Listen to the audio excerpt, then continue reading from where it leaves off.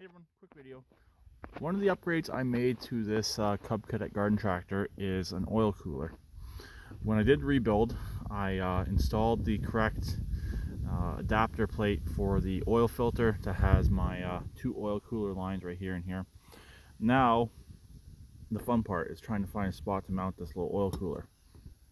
Most times on these engines, they're mounted right here, but on my application, I don't think it's going to work the greatest, since this machine has two side panels that go on it, and it's set up to draw air in through the front and pull all the way through to the back.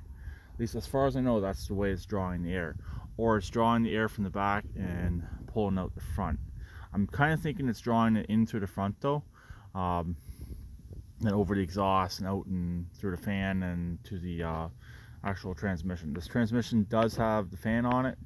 I know Musty One on his most recent video about that John Deere said, oh, the lower end tractors have the fan, which is actually untrue. A lot of the higher end tractors do have the fan. It's just not all of them. Some of them use the oil cooler, some of them use the fan cooling. And this one here uses the fan cooling. I think also the ones that use the oil coolers are the ones that more have the hydraulics. All this thing has for hydraulics is the raise and lowering for the deck. So that's enough of that subject. But anyways, I'm thinking about mounting the oil cooler, something like that. I'd love to mount it straight down and have the lines come up in from the bottom.